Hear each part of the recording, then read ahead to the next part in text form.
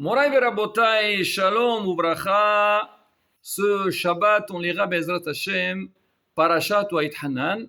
Mais le Shabbat lui-même, il s'appelle Shabbat Nahamu.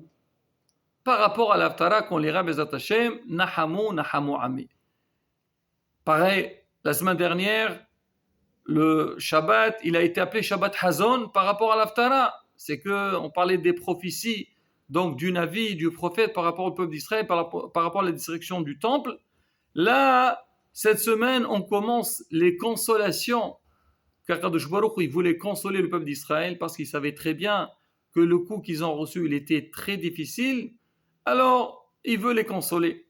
D'ailleurs, toute la période, pendant cette semaine, on va parler de la consolation de Am Israël. C'est pour ça qu'on appelle cette période Shiva Dinahamuta, 7 de consolation. C'est que toutes les haftarot qu'on va lire, toutes elles vont parler de la consolation de Bat Israël, Bat Sion, de Am Israël.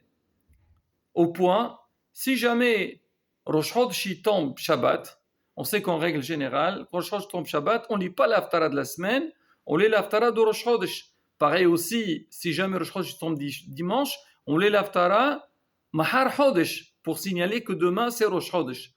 Cette période-là, si jamais Rosh Chodesh il tombe Shabbat ou dimanche, on lit l'haftara de la semaine et on rajoute à la fin, donc un passour de début de la fin, ou de Rosh Chodesh, ou de Mahar Chodesh, ou des deux. Mais l'haftara, elle ne bouge pas. Pourquoi? Pour que Am Israël, il sente donc cette consolation. Il est un grand espoir, Bezat Hashem, pour la reconstruction de Beth Amikdash. Hachamim, ils ont trouvé un très joli lien entre toutes les haftarot. Et ils expliquent, ils disent en fait, c'est quoi? C'était un dialogue qu'il y avait entre Kadosh Baruch Hu et Knesset Israël. On va essayer de voir c'est quoi donc tout ce dialogue. Au début, Nahamu, Nahamu Ami. Consoler mon peuple. Alors on peut se poser la question, il ne fallait pas dire consoler comme si on parle de Hachem, il parle avec Knesset Israël, il fallait dire Hitnahamu Ami. Pourquoi Nahamu, Nahamu Ami?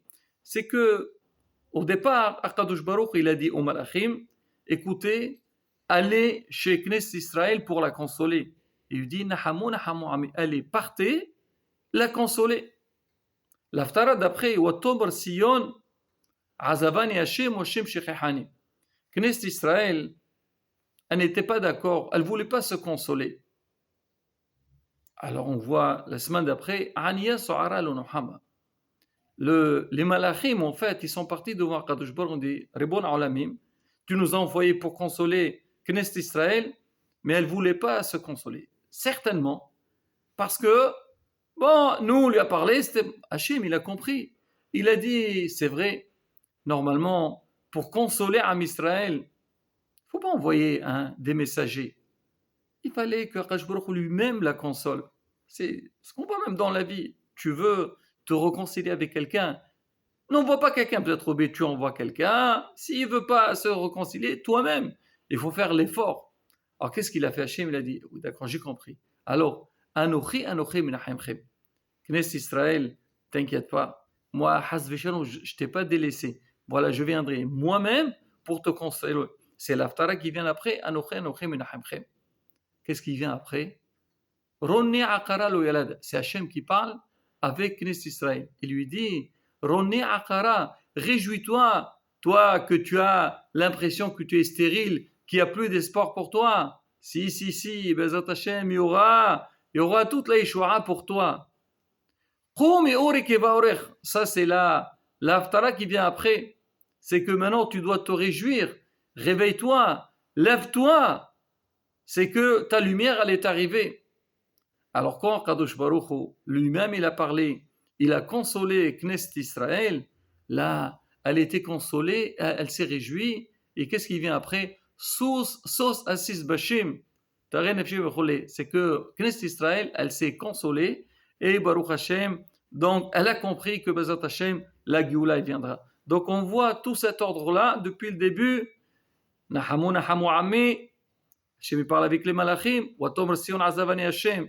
Donc elle ne voulait pas elle se consoler. Les Malachim viennent devant Kajur. Aniya Sohara Nohama. Donc il lui dit qu'il n'a pas voulu être consolé. Après Hashem dit Anochi Menachem. C'est moi qui viendrai vous de vous consoler, Hachem y parle avec Israël.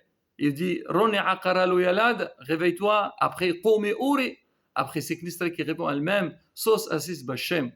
Voilà, Rabota, un très beau lien entre les Haftarot. Mais on peut aller encore plus loin. Qu'est-ce qu'il y a après? Il y a après l'Haftarah de Chouva Israël. Ça, en fait, c'est une condition. C'est vrai qu'Hachem, il veut nous consoler. Hachem, il nous promet que Bezrat Hachem, la Géoula viendra. Mais tout dépend de nous. Quand est-ce que la Géoula viendra? Quand nous, Chouva Israël, quand nous, on fait Chouva, on revient vers Akadosh Baruch. Pourquoi le Beth HaMikdash a été détruit? Parce qu'on a fauté. On veut qu'il revienne. Ben, il faut faire Teshuvah. Et bien, pour comprendre cette idée d'espoir et de Teshuvah et de Tefila, on le voit dans la paracha. Paracha Wait Hanan, Moshe Rabbeinu parle avec le Am Israël, il raconte sa vie aussi. Il leur dit, vous savez, moi j'ai prié à Hachem, Kiminen Wait Hanan. Au même nombre que ça fait combien Wait Hanan? Ça fait 515. J'ai fait 515 prières à Kadosh Baruch Hu pour lui demander qu'il me fasse entrer dans la terre d'Israël. Moshe Rabbeinu, en fait, il voulait entrer pour faire les mitzvot. Bon. Alors on dit, Moshe l'a prié, jusqu'à Kadosh Baruch Hu, il lui a dit, Ravlach, al tosef daber elay, od badavarazé. S'il te plaît, Moshe, arrête de me parler de ça. Hachamim, il demande, qu'est-ce qu'il voulait Moshe Rabbeinu dire au clan d'Israël? C'est-à-dire qu'Hachem, il a dit à Moshe, tu as prié. Maintenant, s'il te plaît, arrête de prier. Parce qu'a priori, si Moshe Rabbeinu priera encore, Hachem va être obligé de l'écouter. Il lui dit, s'il te plaît, ne prie pas. Pourquoi Moshe Rabbeinu, il a dit ça au prince? Quoi, il veut les désespérer? Regardez, moi j'ai prié 515 fois. Et Hachem a dit, arrête de prier comme si ça ne sert à rien de prier ou il n'y a pas d'espoir. Moreno Arav Rabbi Moshe Levi, il donnait une très belle réponse. Il dit au contraire. Moshe Rabbeinu, il voulait montrer au clan d'Israël l'importance de la tefila. C'est qu'un homme, c'est vrai, ça arrive à tout le monde.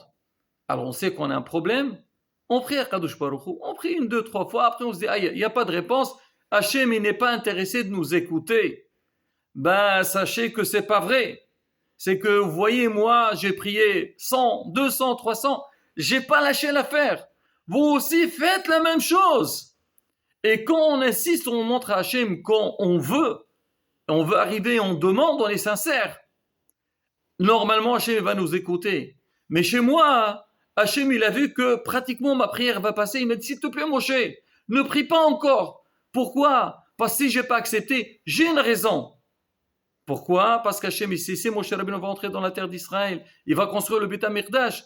Après, il ne pourra pas le détruire. Hasbe Shalom, la Xéra, elle va tomber sur le cas. Il dit à Moshe, s'il te plaît, arrête de prier.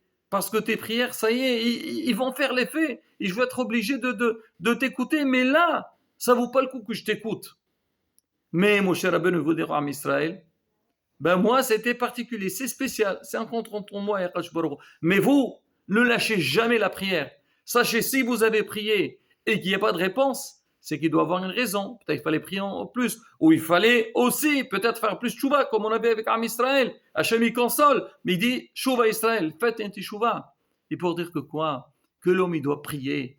Il ne faut pas lâcher l'affaire. Il faut demander à Kadosh Baruch Hu. Et quand l'homme, il prie, il montre à Kadosh Baruch Hu que moi, voilà Hachem, je sais que tout dépend de toi. Je ne laisse pas l'affaire. J'ai, comme on dit, l'espoir, Bezrat Hachem, que tu vas m'écouter. Bezrat Hachem, ma prière, elle sera exaucée. Ah, mais si, dans un cas, on a vu qu'on n'a pas atteint notre but, c'est qu'il y a les raisons d'Archibor. Ça aussi, des fois, des gens, ils prient et ils voient qu'il n'y a pas de résultat, ils se désespèrent, ils disent, à quoi ça a servi ma tefila? Non. Sache-le que peut-être c'est pas pour ton bien. Il ne faut pas te décourager. Mais, arrêter de prier, il ne faut pas arrêter. Quand tu vois un Sima d'Arachbour qui t'a dit il n'y a rien à faire, c'est autre chose. Mais tout le temps que tu as la possibilité, il faut avancer. Eh bien, mais je profite. Là, on a dit, on est Parashat Wait Hanan, Shabbat Nahamou. On est aussi, donc, Tou B'Av. Tou B'Av, on dit c'est quoi? C'est la fête. Bon, la Gemara, elle dit, L'Ohayou Yamim Tovim l'Amisraël, il n'y avait pas de journée aussi belle pour le cas d'Israël comme le jour de Tou B'Av. C'était une journée exceptionnelle. Et on dit que c'est une journée qui est très propice aux tefilot. Prier surtout pour le zivouk, pour se marier, aussi pour avoir des enfants. On se marie pour avoir des enfants. Donc c'est une journée qui est très propice. Et nous aussi c'est pareil. Chacun, bien sûr, toujours prie Hachem, que Bezrat Hachem, on aura, comme on dit, donc le zivug hanachon. Donc la personne qui convient, le garçon il aura la fille qui convient pour lui, la fille elle aura le garçon qui convient pour lui. Mais derrière ça, il ne faut pas, des fois, si on voit que ça traîne, il ne faut pas se désespérer. Mais par ailleurs, il faut aussi faire l'effort nécessaire. Beaucoup de fois, on parle avec des gens. Ah, qu'est-ce que tu attends? Ah, ils mettent tout entre les mains d'Akash Baruch Hu.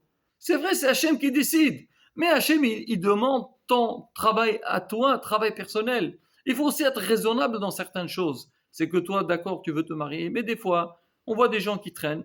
En vérité, dis pourquoi ça passe, ça avance pas. Mais beaucoup de gens, à cause d'eux. C'est leur faute.